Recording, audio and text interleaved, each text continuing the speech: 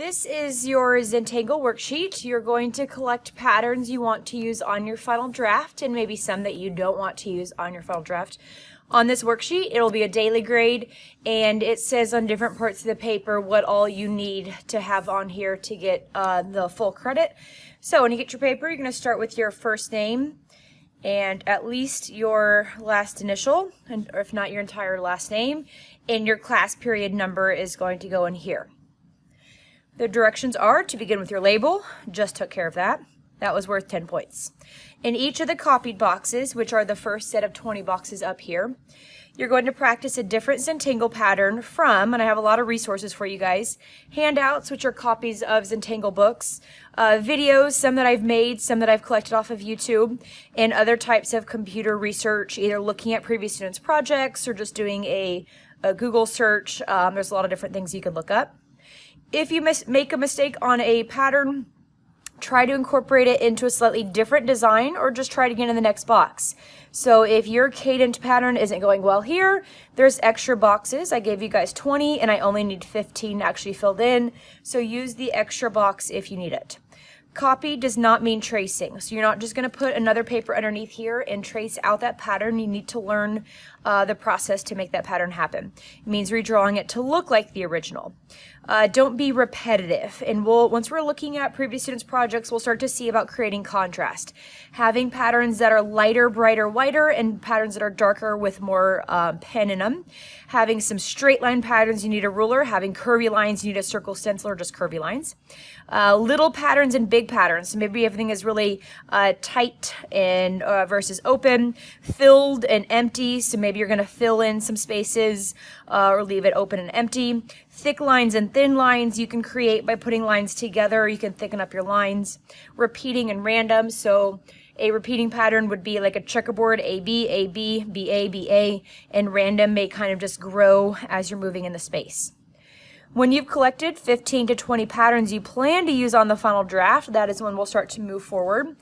So 15 up here. Label the name of the pattern on the line under the box. Ignore the circle for now. That'll come later. But when we're drawing Cadent, you'll write Cadent on the line down below. So if you ever need to refer back to that pattern, you know what that pattern is called. You will also need original down below, but do not start on these until you've got instruction on them. I'm going to show you guys a little bit more about the name pattern and other ideas for your original designs, but you'll need 3 down here in the these spots below. So when you've collected the 15 to 20, you can start to practice your first letter as a shape and not a line, about 2 inches tall, in different styles on the back of the worksheet. We'll talk about that. That's worth 5 points. And I just said wait for what is next. In that waiting time, you could be looking at more pattern ideas, but we'll be moving on to some more steps. The 2x3 pen sample, which you don't know anything about yet, but we'll be getting to, and the 6x6 letter practice are each worth 5 points, and they will eventually be stapled on with this worksheet when you turn it in. So I'll be taking this worksheet plus a little pen sample of the final draft and a 6x6 letter. So that is a little bit of the directions, what you need to know about everything happening on here. There'll be stuff on the front and the back and stapled, and it will all be worth a daily grade. First I'm going to teach is a pattern called feathers, F-E-A-T-H-E-R-S. It may also look a bit like scales, like kind of fish scales. You could do this pattern horizontally on your paper where you just come right across the bottom, or maybe you want to fill it in at a diagonal so the pattern is going across your paper. I'm just going to show it kind of basic and you decide how you're going to use this. I'm going to go down the row with this kind of hill type shape, and my goal is to keep them all an even size, so they should kind of hit about the same point. When I reach the end, I would just show what I could see before that next one got cut off. So I'm not going to squash a little one in. I would just start it. If I had more room, it would have finished a little bit further. You're trying to keep the height of your scales, your feathers the same size, the width of them the same size. They could be taller, they could be bigger, they could be wider. I just showed I have here about 5.5 that I fit along that row. Then I'm going to add the next layer. So you're not going to put it right on top, you're going to kind of alternate, you're going to stagger it. So I'm going to see the rest of one here, and from the middle of each of these hills, you're going to add a new row of feathers. And again, I'd show what I could see. I'm going to finish the rest of my box going up. I just have to try to keep it consistent, not let my hills get any smaller or bigger or squashed as I go. At the top here, I would show what you could see before it got cut off. Maybe I just see a little bit of the next one coming down and touching the top of those boxes. You could keep your pattern light and open like this, or you could add a variation. So maybe you need something a little bit wider, a little bit tighter, a little bit more basic, or maybe you want to go in and add some extras to this. So I'm going to show you a couple different ideas. On this paper, I'm going to show you, okay, maybe you could do extra rainbow lines. On your final draft, you would rainbow the entire thing. So if you choose to do that one, you're going to do that to all of them. But to show you guys examples, I'm going to show you a couple other varieties. Maybe you have a little one that's colored in and more rainbow lines above it. So I'll show a little patch of that. I would repeat that on the whole final draft. Maybe you have lines that come up and you have little bursting shapes. Looks like eyelashes or something. Maybe you have just a single line or just a single shaded in. Looks like little kind of peeking eyeball shapes. So there's a couple of variations. You can come up with some of your own. But again, try a few different ones on here. This is just practice. But on your final, whatever you do to one, you would do to all of them. That is feathers. Next one I'm going to show you is called jonquil. That is Jonqual. For this one, you will be getting a piece of graph paper to borrow from me. And on the graph paper, there are 4 different box sizes for you to work with here. So if you want tighter, closer patterns or bigger, more open patterns, you can use whichever box size will work. If I say to use a 1, I'm talking about the smallest box, smallest number, smallest box. So I have a 1, a 2, a 3, and a 4. So for jonquil, maybe I'd go with about a 2 so you could see enough of it. If you go too big, you're not going to get the pattern figured out. So I would go more for a 2. And you will also be needing to use a ruler. So the graph paper is going to go under the box and you're going to be able to kind of see through here. And what you need to get from the graph paper is you're going to look for the vertical lines.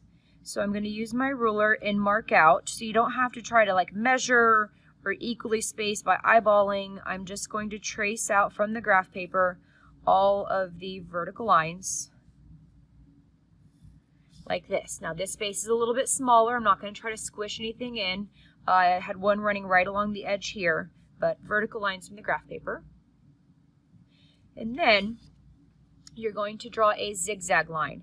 The zigzag line, for this one, let's just start with like a 45-degree angle. So perfectly between vertical and horizontal. I'm going to zig up.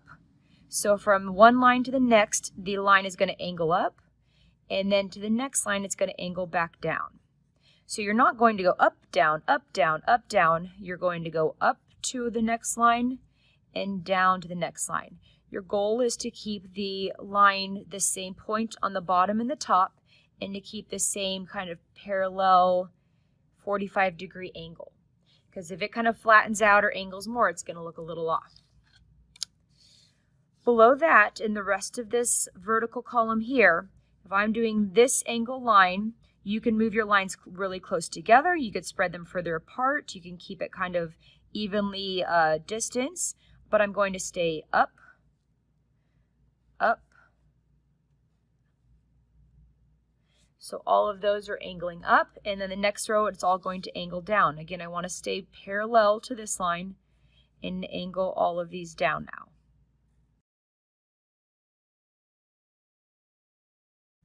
So one variation would be to keep it just like this, and that would be, again, a really light open pattern.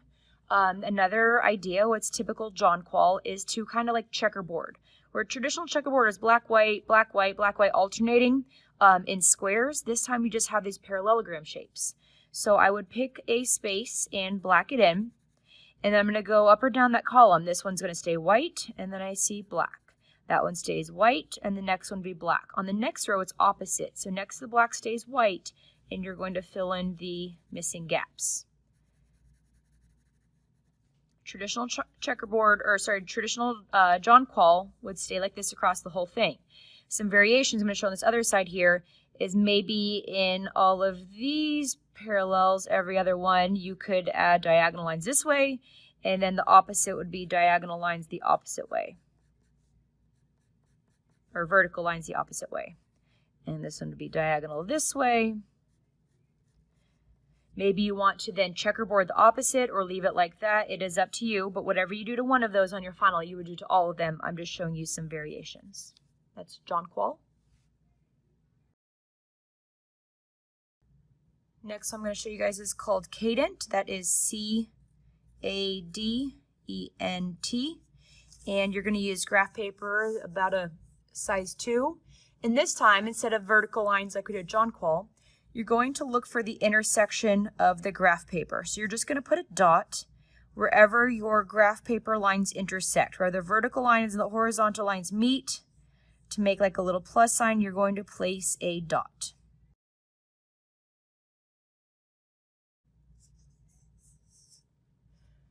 And now you're going to do something that is kind of like an S. Now, not like a real S, like you're trying to write, but it's going to follow the curve of an S. And what you're thinking about is connecting these dots where I have a circle here. I'm going to start off the left side of my dot and then cross over to the right side. That's that kind of S motion. Now the next one below that, I'm going to start on the left side of this dot and S over to the next one. So it kind of crosses that vertical axis line. And you're going to go all down the row. Now it's not super curvy. I'm not going to wiggle the S a whole lot. When I reach the end, I would just have a part of the S shape and maybe see a little bit right here before it gets cut off. And I'm going to connect the rest of my dots with the S shape.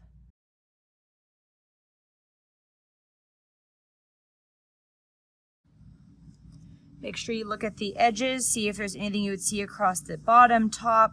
You're not going to keep your pattern just set on the inside. You need to look and see, okay, see a little bit here before it gets cut off. You want to act like your pattern is going off of that square. And then, once you have all of your verticals connected, you're going to rotate your paper and you're going to do the same S motion. So that each dot will eventually have lines going up, down, left, and right. So I'm going to look for a dot anywhere across here, and I'm going to do that same S where it comes out between those two and tucks in here. And it comes out off the left side of the dot and into the right side of the dot. And you're going to link those two together the same way you just did, but you have the extra lines already added in.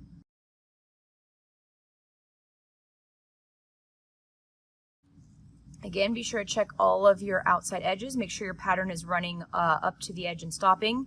If yours does not look quite like mine, you may have overemphasized your S shape, made it extra wiggly. You may have done the wrong type of wiggle, where you wiggle back and forth. It's not just left to right, making that curve. You may have put in too many extra wiggles. So try that. If you like it, then you'll use it in your final draft. If you like it, but you didn't get it right the first time, you'll practice again in another box. But that is called Cadent. This one is called Woven, W-O-V-E-N. I'm going to stick to the size 2 graph paper.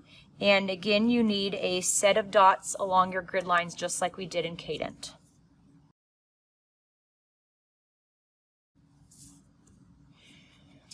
This time, it's going to be C's, but not the same as Cadent. You're not just going to C all the way down like we did here. We're going to do something different this time. So don't jump ahead. If I haven't shown it, don't make any assumptions because you don't yet know what's going on. So this time, like I said, I'm going to have a C. And by C, I don't mean a letter C. I just mean a C type of curve that's going to either angle to one side or the other. So I'm going to look down, again, a vertical set of dots, and I'm going to make a curving line that's going to curve to the left. Below that, I'm going to go opposite and to the right. And left and right. That's one wiggling back and forth line. So now, if I seed this way, I'm going to see the opposite way here. So it goes to the left, next to it's going to go to the right, and then back to the left. So you're going to see it's going to bubble and narrow, and bubble, it has to be opposite. If I went left, right, I would go back to left, back to right, back to left, and you can kind of think of it, if I just get one started, now I have to go opposite below that. And I just realized I'm getting off. So here I have my C's going the same direction. I'm just going to fix my mistake.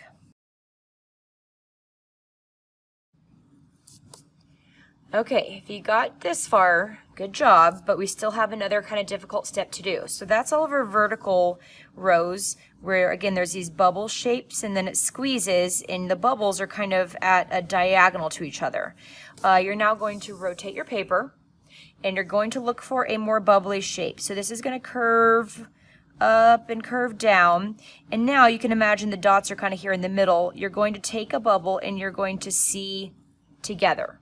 So this pattern is basically the same shape. I'm going to show it right here. It's basically curve out, curve in, just puzzle piece together.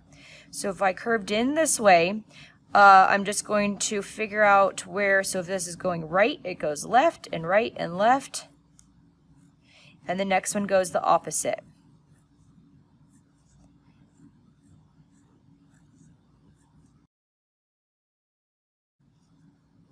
Look along your edges. I would have a squished in shape along some of these and see if there's anything else that would get finished out before it got cut off.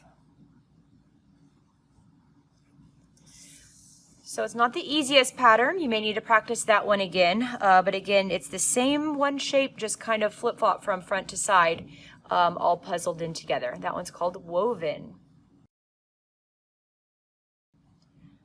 Next I'm going to show you guys is called Cuban, C-U-B-I-N-E, and this time I'm going to use a number 3 set of boxes, so not the largest, one underneath that. And this time you're actually going to get the vertical and horizontal lines of the graph paper. You're just redrawing the graph paper inside your box.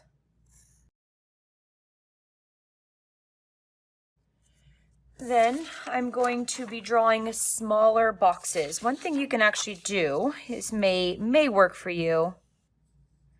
Takes a little bit of setting up, but if you take your graph paper as it is and shift it off just a little bit like this, so you can see these kind of little boxes inside your boxes. If that works for you, awesome, use it. If not, what we're going to be doing is drawing smaller boxes inside of each of these big boxes. So they could be little, they could be really big, it's up to you. But I'm going to go down into each of these boxes and draw the same size. I just see a little bit of one here. The same size boxes tucked into the corner. You could use a ruler to keep your lines nice and straight. You're just going for consistency of keeping all your boxes the same size.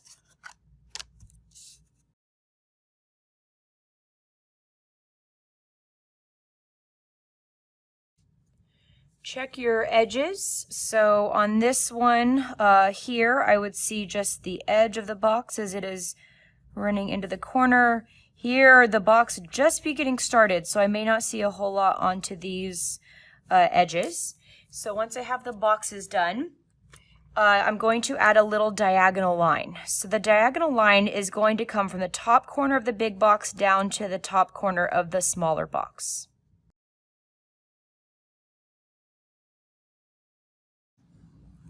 You could leave it here, and of course on my final I'd make sure everything is nice and straight and attached. Or the last step is to color in the smaller box.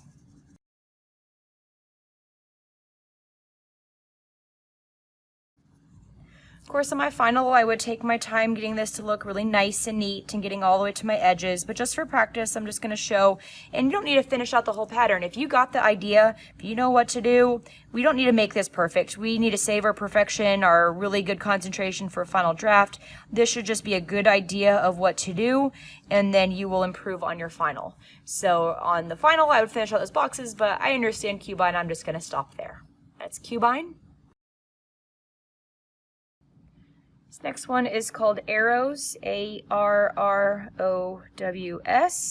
Again with the graph paper. This one's a little tricky. Give it a shot. If you need some more assistance, something explained better in person, you can come and see me about it, because this is not the easiest pattern, but has a really cool effect when you figure it out.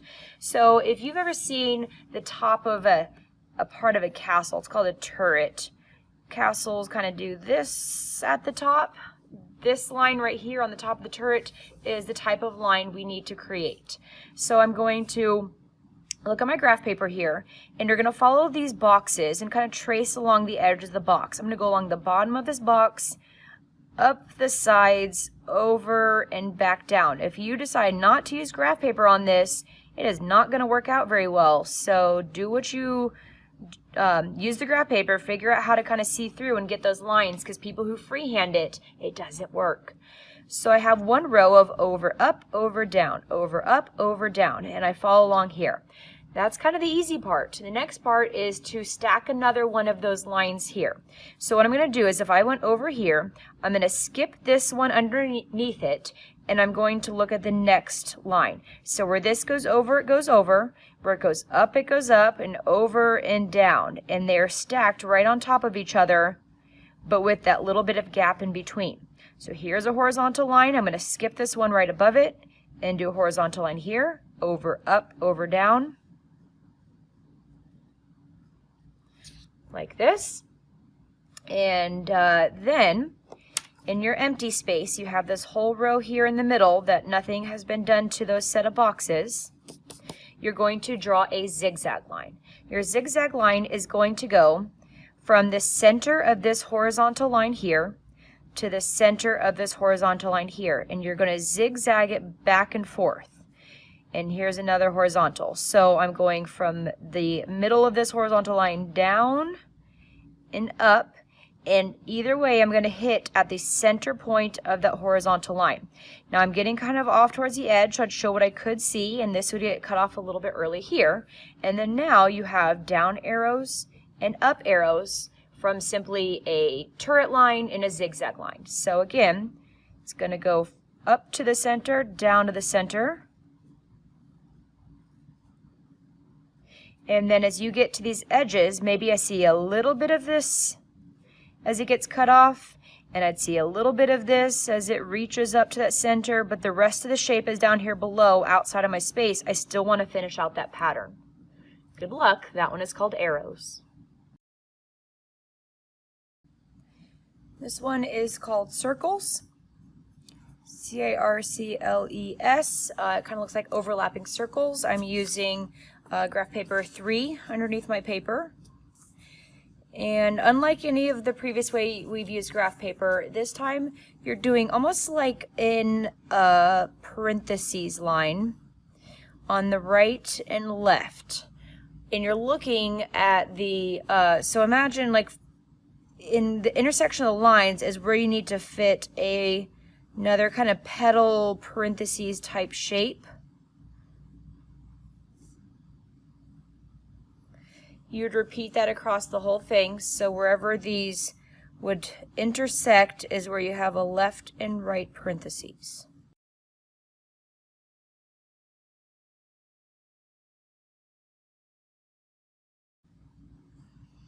Then I'm going to rotate my paper, and I'm going to do the same line coming in between here. So I have a left and a right. And what it looks like are these, it's going to look like these overlapping circles, where each of these circles is kind of overlapping into the next one, but you're not even making circles, you're making these petal kind of shapes.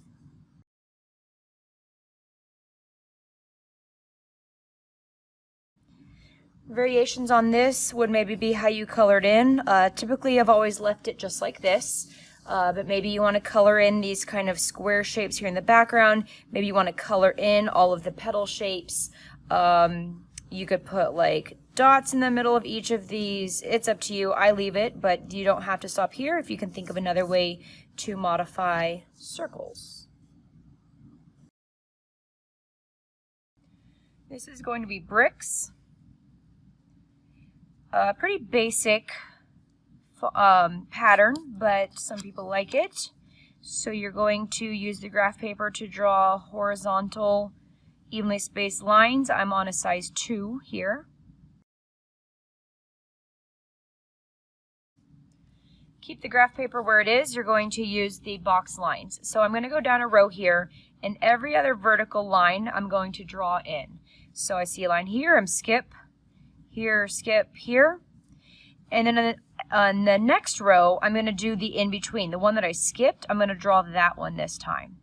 And then I go back. So if I have one here, I'm skipping, and I go back to here. So they're alternating where each brick is like 2 by 1, the width of 2 boxes by the height of 1 box. Check your edges, see if there's anything that you need to squeeze in. Variations on this, there's not a lot because you do not want to checkerboard in. If you try to do this one and skip this one and do this one, they're going to overlap in a funny way.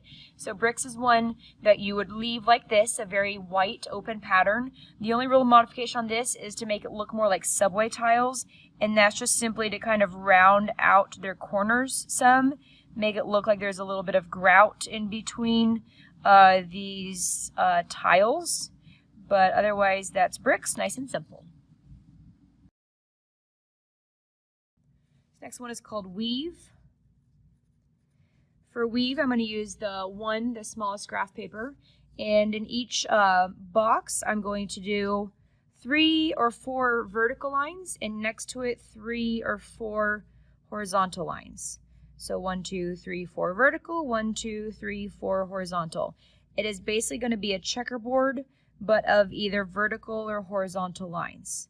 So down a row below that, I would do the opposite. If my horizontal lines are here, I would do vertical below that and switch back to horizontal.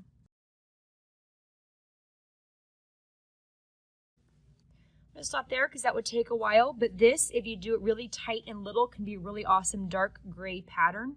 Again, it's kind of like a checkerboard of A, B, opposite, B, A, but instead you have horizontal and vertical lines. That's weave. I'm going to teach snood, which I just did, but on too small of a graph. So I'm going to have you guys use a graph paper size 4, the biggest one, and try to kind of arrange your graph paper so that you see a little bit of several boxes like this. And this time you're going to do a small circle at the intersection of all the lines.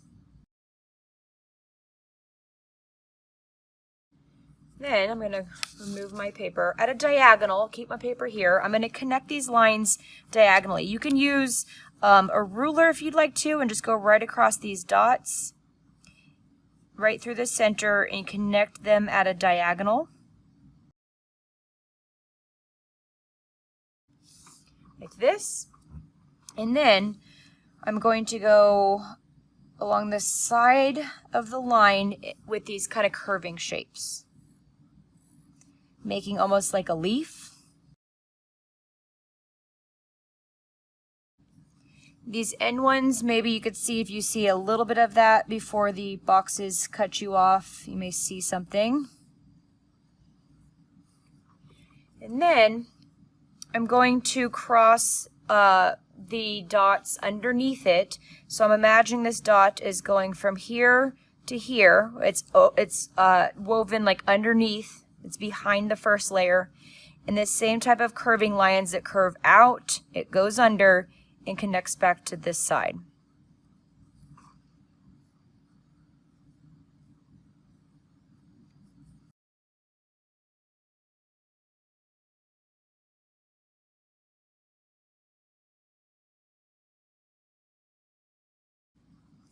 So it looks like there's a top layer going one direction, and then the other one is weaving underneath the top.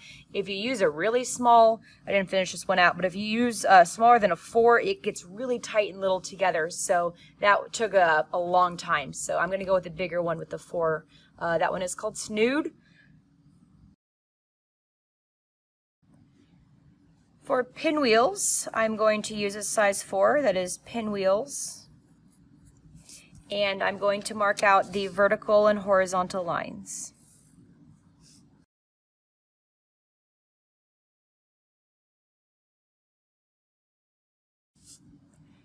Then I'm going to take each box and make an X through it, but to make it go a little quicker, I'm going to take my ruler at a 45-degree angle and go from one corner of the box all the way through the row.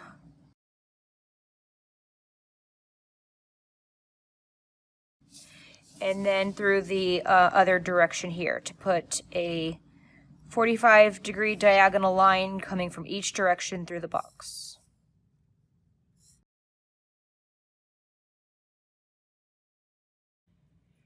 You could do a lot of different things with this, but for traditional pinwheels, you would do something like a checkerboard effect, but this time you're going left triangle, right triangle, next to it is top and bottom.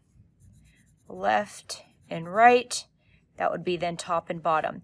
On the next row, if this one's left white, the one next to it is going to be black. So this is going to be top and bottom. One tip for doing any kind of checkerboard is before you actually color it with your felt tip pen, make a mark and make sure that everything looks right, because once it's on there, that's one mistake that we can't really fix. So make sure that you don't have any two dots next to each other, but it's left, right, and of course I take my time on final draft, top and bottom.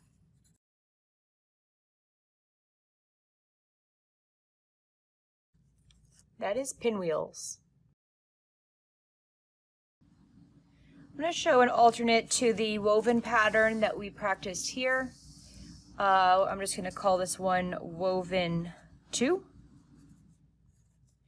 And this time, instead of a dot at the intersection of the boxes, you're going to do a teeny tiny little square.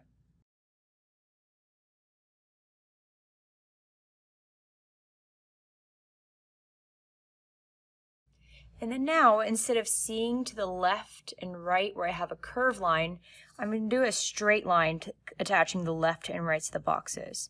So this line will connect the left edges of these two boxes and then the right, and alternate that back and forth. And then if I did the left on this box, I would go to the right on the next one. So now it's, instead of that bubble shape, it's like a bigger box and then a narrower box as I go right and left opposite of what I did on the last row.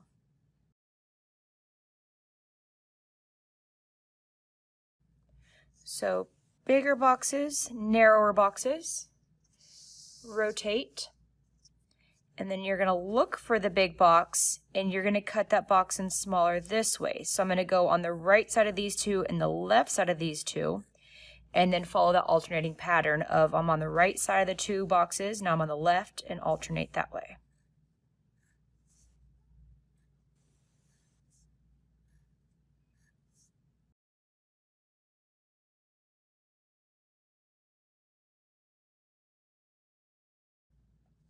So if this little box is done well and consistently, it looks like it's weaving, but it looks like these fibers have these tiny little gaps in between them that are those little kind of shadowy holes. And again, it's kind of like the C's, but a little different this time. Good luck. The original boxes down below are a chance for you to practice a pattern that you haven't really seen anywhere. Maybe you were doing something else and you were thinking, oh, I know something, or maybe you want to include your own interests and hobbies, your own personality into some of these patterns. So they are not copied patterns, they are from your imagination. You only need 3 of them figured out. One is the name pattern. The name pattern must go on here, and you don't need to include any of these except for the name pattern. The name pattern must be on everybody's final draft. So for that one, I'm going to show you guys how a couple tips on how to do the name pattern. It's pretty easy to go horizontally across and just keep on writing your name over and over again. So I'm going to give you guys a challenge of kind of rotating your paper so you're working at an angle. And I'm just going to start anywhere across here. Set my ruler. Let me zoom in. Set my ruler down here. And I'm going to write the letters of my name. I'm going to do Mrs. Wright though. And my one tip is to maybe consider doing uppercase. You don't have to, but the good thing about uppercase is that all the letters are the same height, and none of them, like a G, does not drop low. A Y, a P, a Q, they all stay at the same height. When you finish doing it the first time, you're just going to go right into the next letter. And I would show what I could see of a little M, a part of my R, a sliver of my S before you're getting cut off on the edge of your paper. And even back to here, I'd maybe see the end of my T, my last letter there. So I'm going to slide my ruler down and try to keep an even space. Some people like to shift off some. I'm just going to show it stacked. And I'm not just going to start an M right here. I want to keep my R directly on top of my R. And my M, I would just see a little bit of it here, maybe the edge of my T. And you're going to keep on going down the row here, stacking, in this case, your letters, trying to leave all your letters the same height.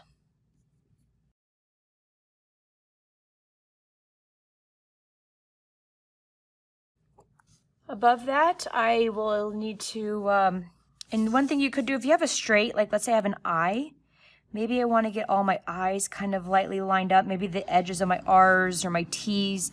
I do that kind of really lightly as a guide so I can keep all my letters the same. Maybe you want to start at the top and work your way down rather than me starting in the middle and working my way up, because now it's hard to see. Even with this clear ruler, it's kind of hard to see to stack everything correctly.